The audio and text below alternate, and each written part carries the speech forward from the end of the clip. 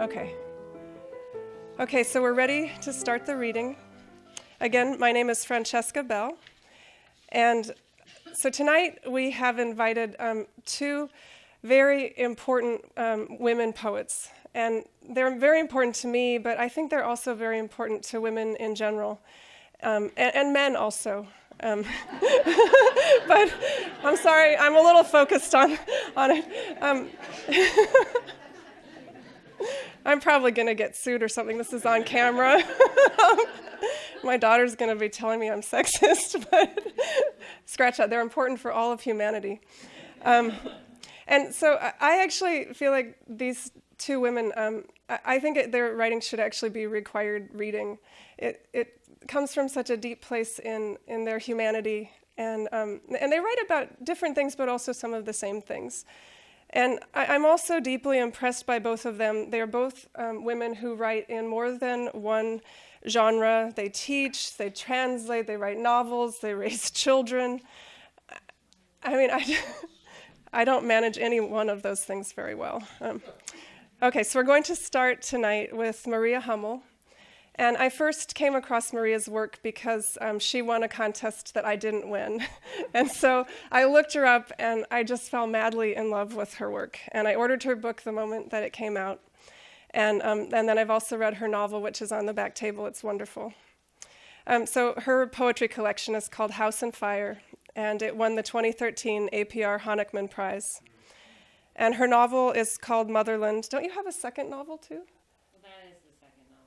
Oh, that is, you have a first novel, yeah. Okay. That's not for sale, but yeah. It's not for sale. Okay, so it's called Motherland, and it earned starred reviews from Publishers Weekly and Kirkus, and it's one of BookPage's top 20 books of 2014. Her poetry, fiction, and nonfiction have appeared in the Pushcart Prizes, Narrative, The Sun, the New England Review, and many other places. She's a former Wallace Stegner Fellow, and she teaches creative writing at Stanford University. Please welcome Maria Hummel.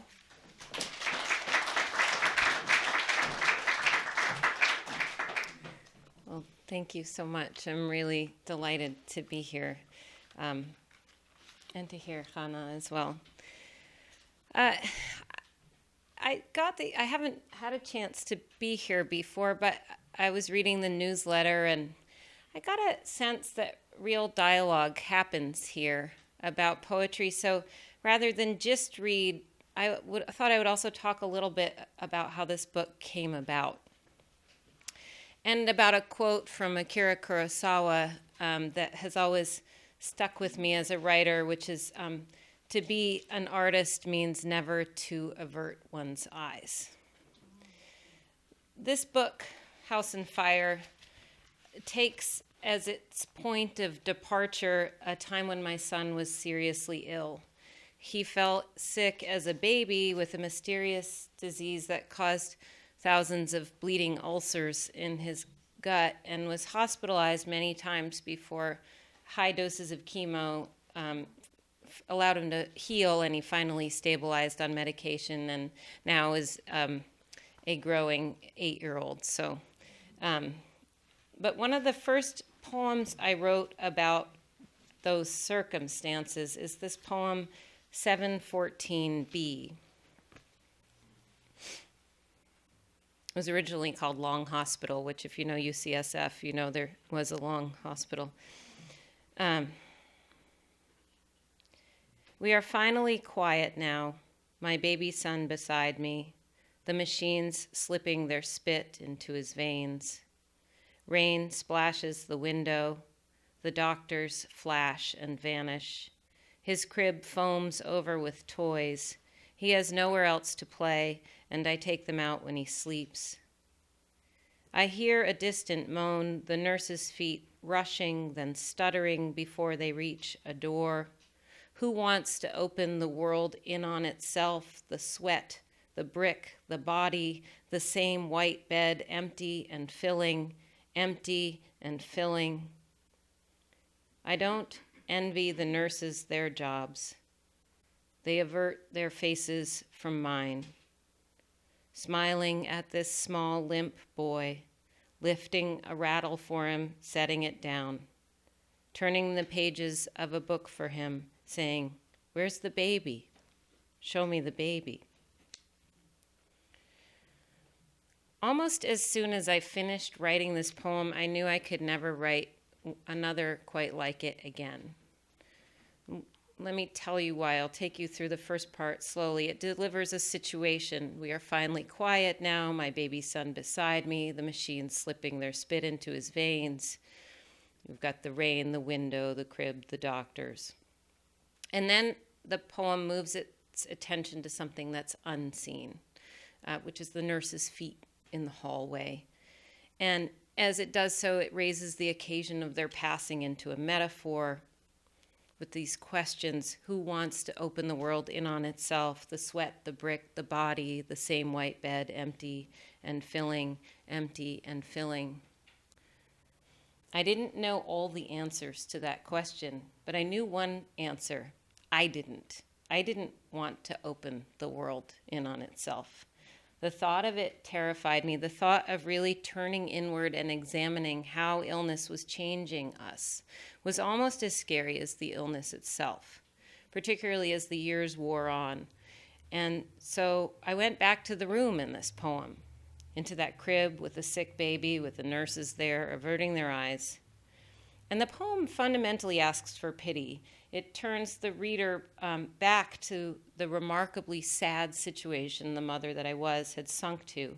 And as the poem closes, it leaves the reader there. And that strategy, I think, works for this poem, but I couldn't do it again because a book full of these poems would become slowly suffocating. So going back to that, to be an artist means never to avert one's eyes. If I never left that room in the poem, I was averting my eyes from the possibility that art is meant not only to evoke suffering, but also to transcend it. So I began to cast about for strategies that I knew I had as a writer and strategies that I knew I didn't, to find a way to be in that room, but also to depart it at the same time, to fold the world in on itself, to fill the white bed, the empty page, with the truth, or what I could find as the truth. And I knew I had in my arsenal that I had a metaphysical imagination. I'd been playing with bringing the metaphysical into through stories and analogies for years into poems. Like this poem, which is in the book, called There Is a Story, which I wrote when I was 9 months pregnant and actually in the Stegner workshops, and I kept showing up more and more pregnant and never having the baby, and people were just staring at me. So anyway, this sort of came up. There is a story. There is a story about a mother who never gave birth. She lived in a mountain village. She grew her child like any other wife. She swept her stoop full-bellied. The gauze of sunlight bound her face. A snowpack seized the skyline all winter and gave way with the thaw winds and the sounds of owls mating in the woods. The village swelled with babies, but not hers. For that first year, her neighbors found her rounded figure beautiful. Then they pitied her. They forgot to notice her straining back, her swollen breasts. Her house grew neglected. Her husband left town. When she died as an old woman, the child finally slipped out. Some said it was not a baby at all, but a thick, late frost that killed the crops. Some said it was a ray of the moon, bald and white. Although they kept silent, every mother knew better. And so when I applied this same imaginative pressure to watching other parents suffer, I was able to write this poem, The Unicorn. A father crashed into the ward one day, carrying it. The creature was big enough to stagger him, but delicate too, like a robe of white velvet.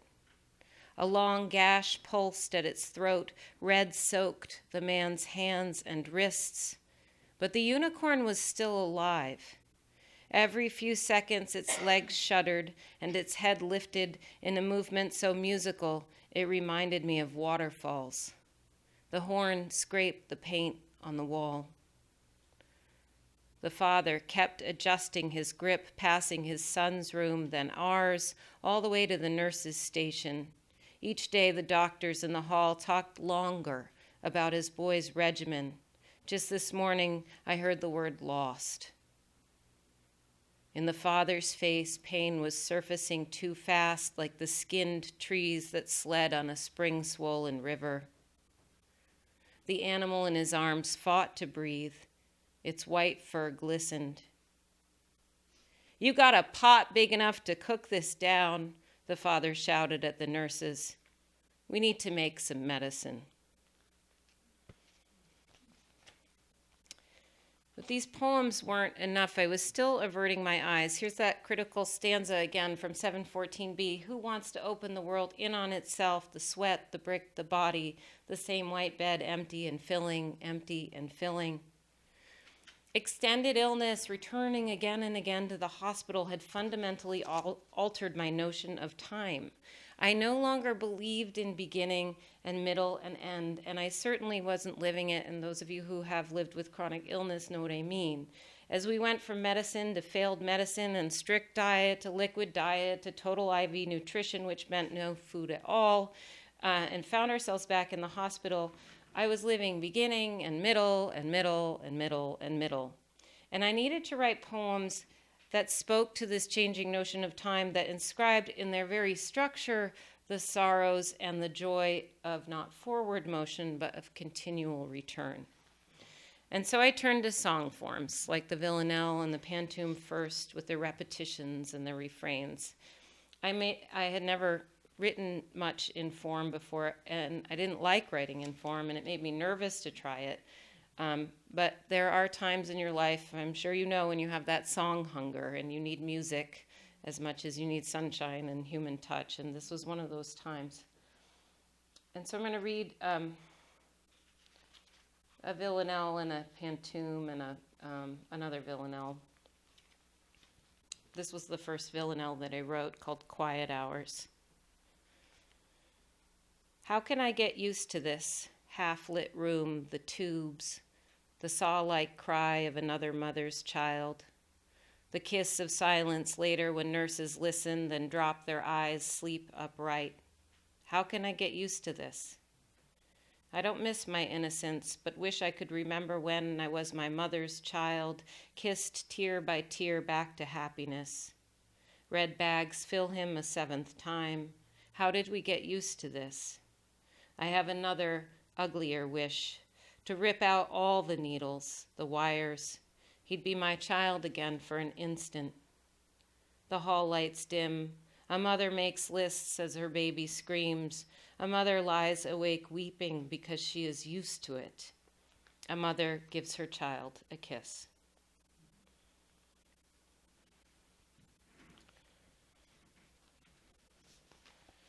The pantoum form, as you probably know, that was a villanelle, which uses repeating lines with every stanza in a kind of alternating pattern. The pantoum uses one stanza to seed lines into the next. So you hear not so much reverberations always back to the beginning, but sort of a jolting sense that you return to the stanza before until you get to the end, when you also return to the beginning. Seemed rather like train motion in a way, and this poem is called Station. Days you are sick, we get dressed slow, find our hats, and ride the train. We pass a junkyard and the bay, then a dark tunnel, then a dark tunnel. You lose your hat, I find it. The train sighs open at Burlingame, past dark tons of scrap and water. I carry you down the black steps. Burlingame is the size of joy, a race past bakeries, gold rings in open black cases. I don't care who sees my crooked smile or what erases it past the bakery when you tire.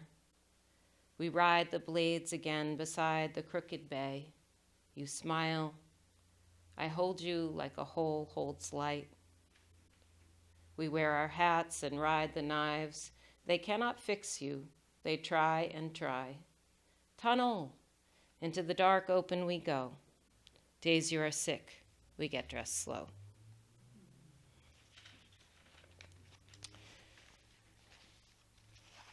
And as I said in my introduction, there was a time when we were, sorry, I'm trying to find this one poem. There was a time when our son was only able to eat through IV nutrition, so he was young enough that we would kind of make a game with him. He had been on these very strict diets, so he hadn't been able to eat very much exciting food, so we would make a game with him that his arm was getting to eat things that he hadn't been able to eat by mouth, like strawberries, and this poem is called Strawberries. Today, your arm eats strawberries. Tomorrow, birthday cake and toast. The tubes go in, they're liquid clear. As our life at home grows far and faint, food becomes a ghost. Today, your arm ate strawberries. I read you books on dinosaurs, their lost hungers, fallen bones. The tubes go in, they're liquid clear. I once loved words, their fat red flesh, their roar and moan. Today your arm eats strawberries, and what it tastes can never be named or held or known. The tubes go in, thin and clear, sewing your skin to poles and air.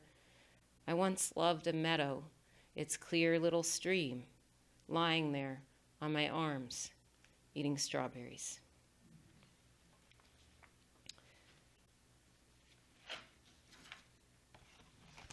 Here's another story poem. This one actually was written about a year before I became pregnant, and I first started thinking of it while waiting in the very endless traffic jam to get to the Half Moon Bay Pumpkin Festival, which may be a Bay Area experience, you know.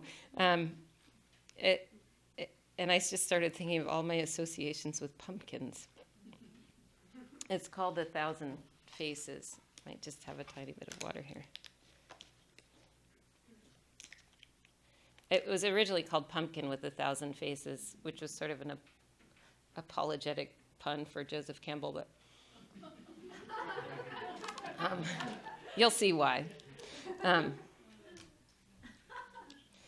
the myths of pumpkin, bellies grew first, billowing out before the light, the sea, and flowers. And the bellies commanded the void, let there be hollows in this darkness, and arches hung with pulp, as soft as the inside of a cheek. Let there be a cathedral for seeds, a favorite purse in the garden's green closet. So the pumpkins grew into portly multitudes that try not to trumpet their superiority, each laden with irreplaceable burdens, each shape original and derivative, the plump bulge of matrons, taut barrels of elderly generals. And what of that color? Is there a wish in this world that can blush as beautifully as the pumpkin? Gold for secrecy, red for richness and blessing, a yam paint mixed with the flush on a girl's face the first night she realizes how to possess her body, then darkened by rain, autumn, waiting. The love affairs of pumpkins are always long, full of slow kisses and vacations postponed in favor of staying on the mound, savoring some peace and quiet for once, this fragile forever. In the lame stories of pumpkin heroes, the bravest line up at dawn to be carved and shattered for the glory of harvest, but the waning garden refuses to cheer for them, or perhaps like a sea and its waves, or a mother watching her sons ride away. It merely calls too softly for them to hear. Come back. Let me open for you again. You are mine. You would never break inside me. I also turned to the sestina, which has repetition in it, you know, with those end words, but it's like the seams of the repetition are turned inward, so you can't quite see the stitching, but you know it's there.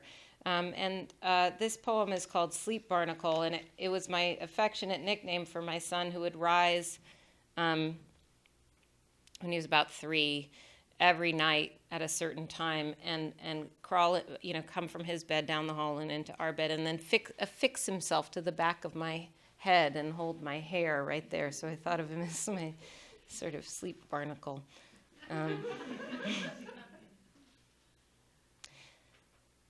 Because it happens after I turn out the light, sink into the hull, after the night weeds grow over my eyes, because I go to bed alone and troubled, because I can't remember when you were well or what a day was like without you, because in a place where there is no way out are places within. Each night, an unseen light slices into your room, and unlike the day, it wakes you crying until you grow out of your bed and down the hall, and when you climb up into mine, we are still alone but one creature. The dark, too, is alone and with us. It is a place like water. It is the hour of blackout when people can't find candles to light, so they sit down and listen. My hair grows into your fingers. Your belly is a day blooming from my spine. A day's ride into its hollows, 100 lone craters wait. Red berries grow all over them, and inside each is a place that looks like a temple when light falls through it, and sounds like a howl when breath reaches it. And when the berries ripen throughout that day, heavy birds with lightless eyes arrive, seeking to eat. You won't go alone if you go. Each of my dreams is a place that begins in your hands, that grows into your body, beating as flesh grows into a voice that goes on singing when the singer has lost her throat. A place as gray as grief survives as a giant rainy day in memory. My lonely son, or my drowning, I see a ship of light or the sea. I see you alone one day, growing older, growing the places you'll know, or the light, and when it goes, I'll go down.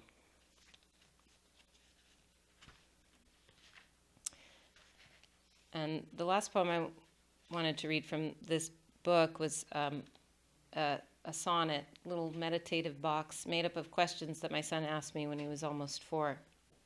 It's called I'm This Many, as in, I'm this many, kind of. Are monsters real or not? Is God? Why do needles hurt people's arms? I don't think I understand everything yet. Red drinks taste good with straws. When I'm asleep, do you see my dreams? How did dinosaur land become people land? Are my legs longer today? Do stars grow from eggs? Can I eat like other kids when I turn 4? How many weekends to my birthday?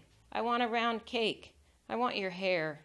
I think the medicine I take for snakes in my stomach is making me cough. Can you put me to bed now? The air is dark outside tonight. Who turned it off?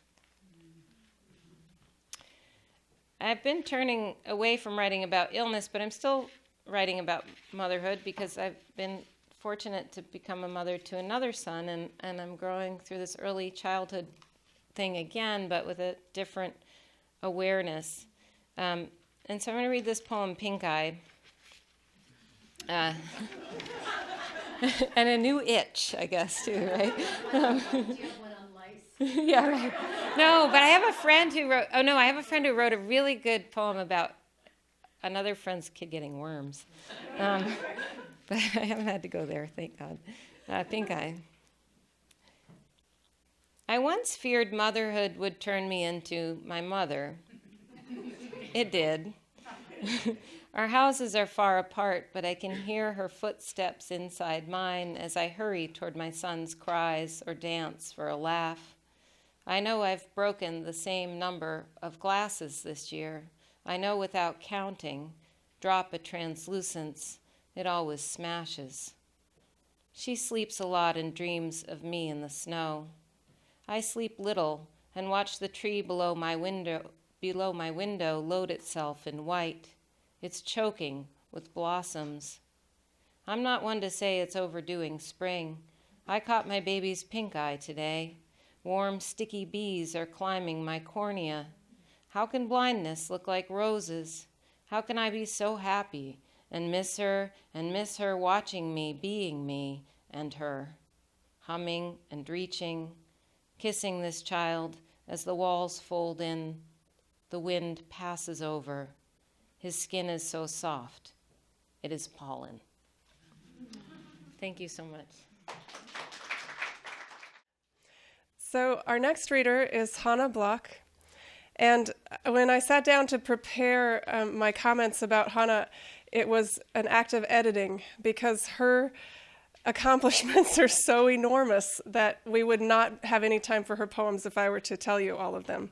So I'm giving you a truncated version of her bio.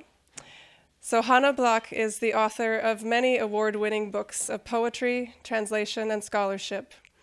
Her latest book is Swimming in the Rain, New and Selected Poems, 1980 to 2015.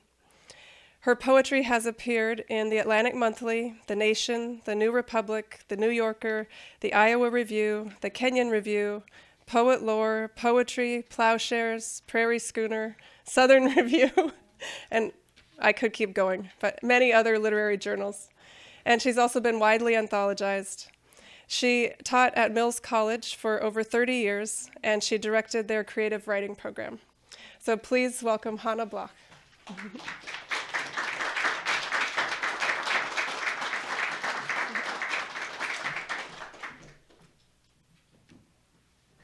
And I think we may need this a little bit shorter for you. Francesca, could you open this so Yes. the water I will.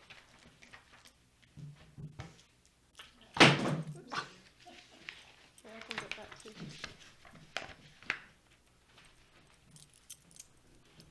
How about if I- Which one is it? well, this, This one? Okay.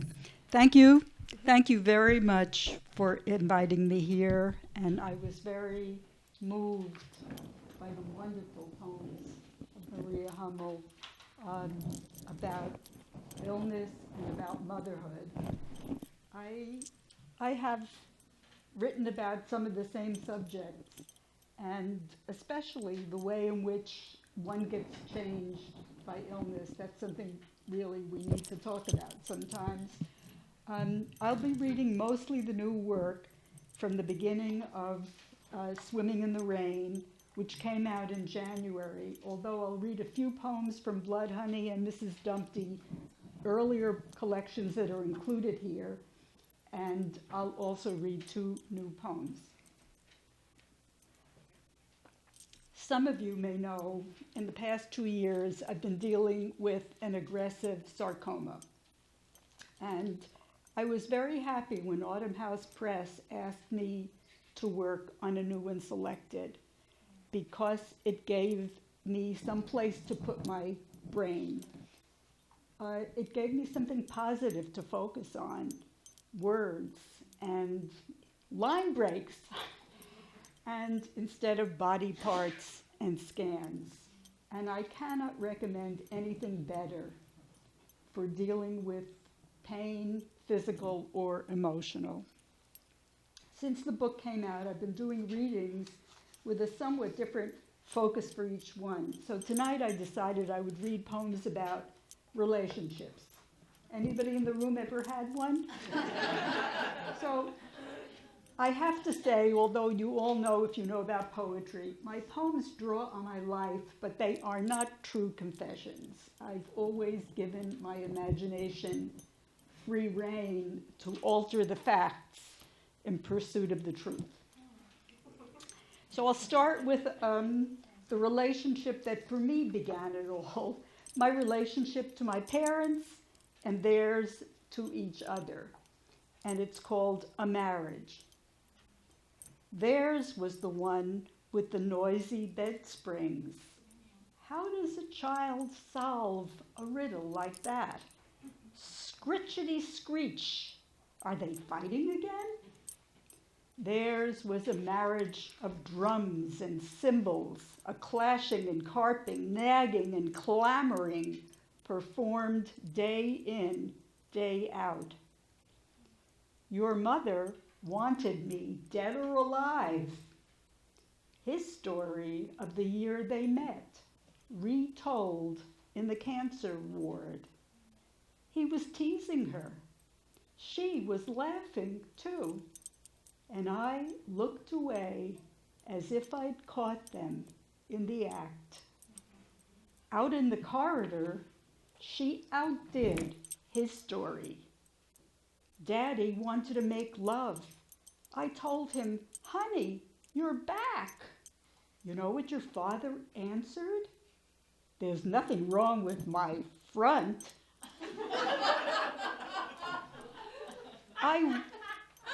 I watched her shave him in the hospital bed. She was so tender, it left me confused. One hand cupped to his chin, the other stroking his cheek with the razor. So I published a book called Mrs. Dumpty about the impact of my first husband's mental illness on our marriage and family. And the impulse in writing those poems was to understand and to deal with pain and to make order in my life. You probably know that in a Jewish wedding there's a wedding canopy and that the groom breaks the glass at some point. This poem is called The Kiss. It's the last poem in that book. And it starts with an omen. The kiss. There was a ghost at our wedding, the caterer's son who drowned that day. Like every bride, I was dressed in hope so sharp it tore open my tight-sewn fear. You kissed me under the wedding canopy, a kiss that lasted a few beats longer than the usual, and we all laughed.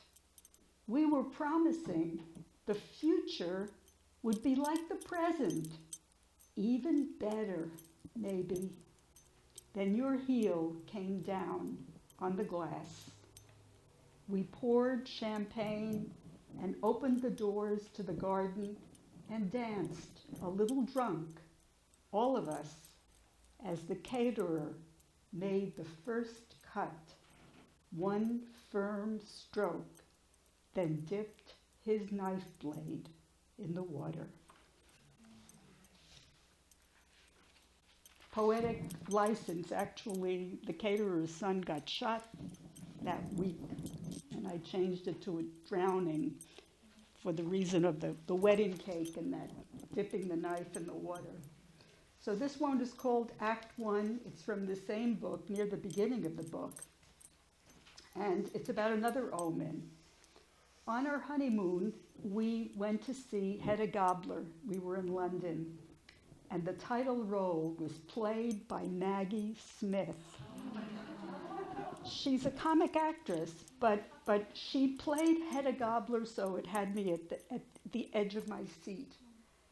So the characters are Hedda and her husband, Tessman, who are newlyweds in Act One, and they've just returned from their honeymoon.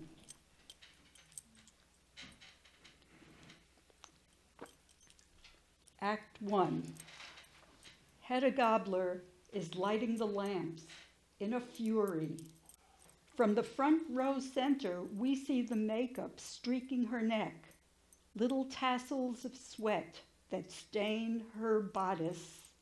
She says yes to Tessman, and it's like spitting. We are just married, feeling lucky. Between the acts, we stop to admire ourselves in the lobby mirror. But Hedda, how misery curdles her face. She opens the letters with a knife, and her husband stands there, shuffling, the obliging child, waiting to be loved. Yes, she says, fluffing the pillows on the sofa. Yes, dear, stoking the fire. And Tessman smiles. A shudder jolts through her body to lodge in mine. And, oh pass, I can feel that blurt of knowledge no bride should know. So this is a new poem, and sometimes I keep exploring the same territory from a slightly different angle and coming up against things that I didn't dare to write the first time around. So this one is called A Sister.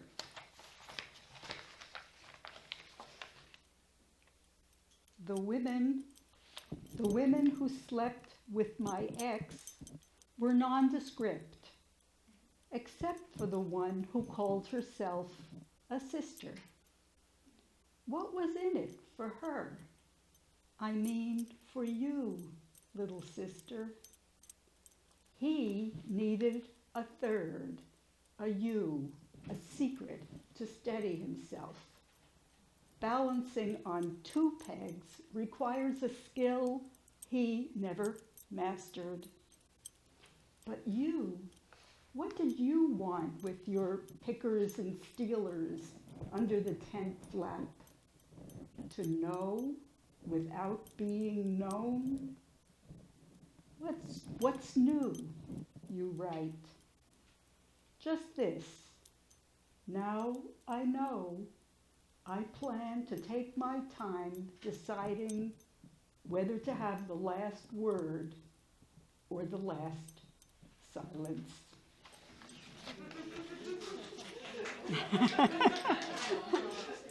I guess that resonated for somebody here. So this poem is called Divorce, and when I wrote Mrs. Dumpty, we were just separated. So this is looking back a little bit later. Divorce. I choked him in a dream and woke up choking. My anger frightened me. Sharpen your anger, the psychic said. You will need that anger if you want to leave him. He was cleaving to me. A man shall cleave unto his wife. The knives in my kitchen drawer wouldn't cut butter. Once there were silky tethers to bind us. How to forget?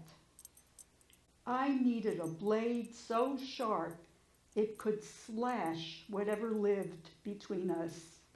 That's what she told me, the psychic. A nice, clean cut. Her hand cleaved the air, and it shuddered. Half that silk was mine. Cleave is one of those words that have completely opposite meanings. So to move to something else, this is about my sons, my relationship to them and theirs to each other. And this poem is called Brothers, and it's in Blood Honey.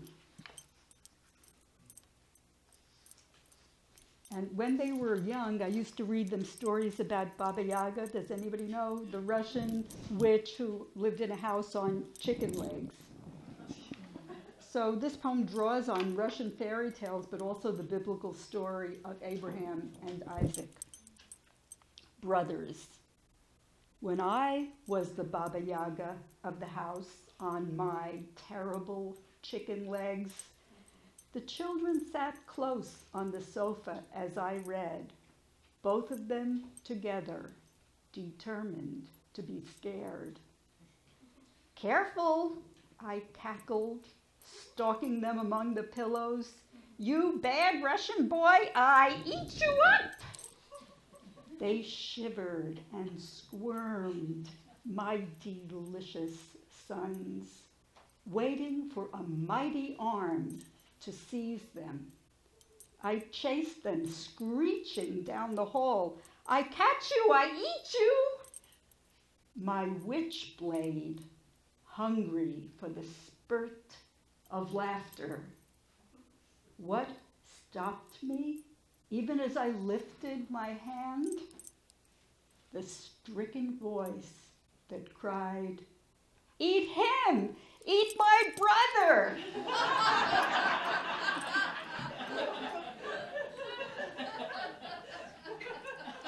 No poetic license there.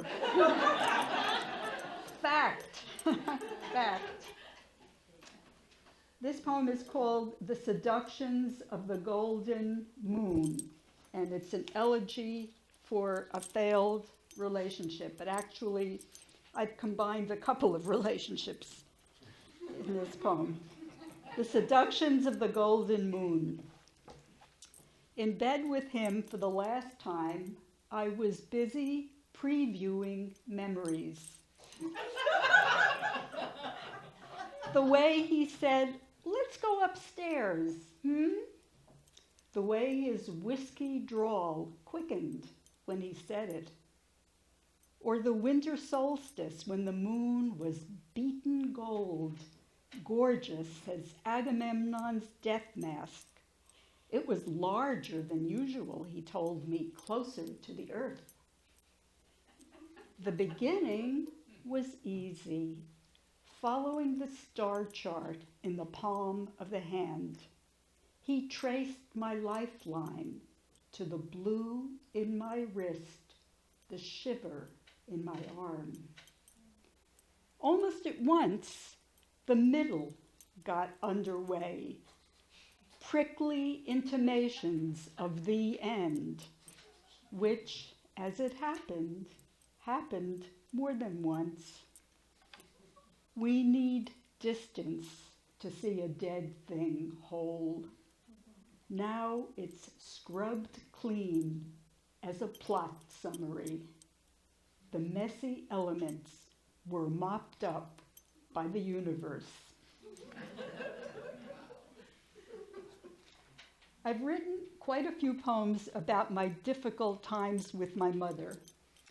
And now that she is dead, our relationship is a lot better. In fact, in one of the early poems, Mirror, Mirror, I wrote, one would almost think death has mellowed her. But, the truth is, I think I've begun to appreciate her strengths. Really, I see them now. Just when I need those strengths, I see them. So this is called September Song. I've got my mother secured by 2 magnets to the freezer door. We're the same age, almost. A cold day for both of us, but she's not complaining. It's a long, long while from May to wherever, she sings off-key. 10 years since she died, and she's got my attention. See how she managed Glue Factory Road, all rocks and hard places, with her walker, her pillbox, her purse of sorrows, her freckled hands. She used to put those hands to work, stripping and chopping, chick-chock, on the cutting board. How did she manage to chop without looking, to speak without stopping to think? She made those knuckly fingers of hers button her beige sweater inch by inch. 80 years to complete the course from I can button this all by myself to I can still button. What a trooper you are, I salute her, more generous than I used to be. You never knew me, she comes back quietly, and lately, that's an invitation, not a complaint. I'm going to read 2 poems about my relationship to my body, and then 2 love poems. Inside Out was really about the diagnosis that I got February 2013. And in most of my poems, I look back at something that's happened in the past that I've chewed over for a long time, and I try to make sense of it retrospectively. In this poem, this is the only poem in which I wrote about a crisis in real time as it was happening. I wrote it the day that I showed up for a crucial scan and was told, "Come back tomorrow, the scanner is broken." Inside out. It is either serious or it isn't. The indeterminate mass, 14.8 centimeters long, is either a cyst or a tumor. If a tumor, either benign or malignant. If malignant, either slow growing or aggressive, in which case they may contain it. If not, no one else will recall this unseasonable day of waiting exactly as you felt it from the inside out. The way the heat of your mind dropped a few degrees and grew very quiet. The sediment settled. You managed to divert yourself with words. Then you consulted the uncommon clarity of the sky, a mild, translucent blue, a sign, perhaps. The leaves held still in the almost imperceptible breeze, though at the tips of the branches the first buds of spring were so close-fisted you couldn't be sure whether you saw them or not. And this one is for Julie Kane, my physical therapist, who was working on my legs today. And I told her I wrote a poem called Last Legs, and she said, read it. So I don't even know, it's so new, I'm not even sure it's finished, but it's in 3 parts. In part 1, I watch my granddaughter learning to crawl and then to walk. In part 2, there's a dialogue with the surgeon, whom I call White Coat. In part 3, there's something I learned from Oedipus, whose name, as you may know, means swollen foot. You may remember, to thwart a prophecy, his father pierces his leg, leaves him on a mountainside to die. So this is called Last Legs.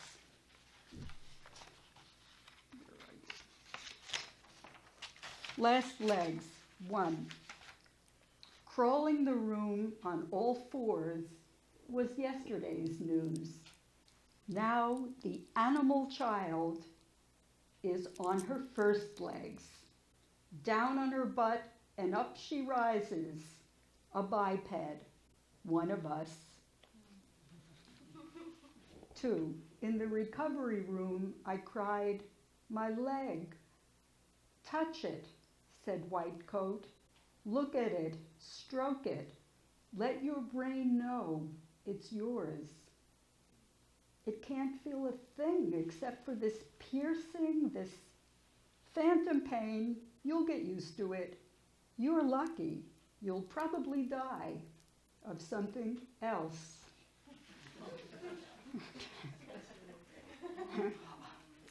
Doctor speak.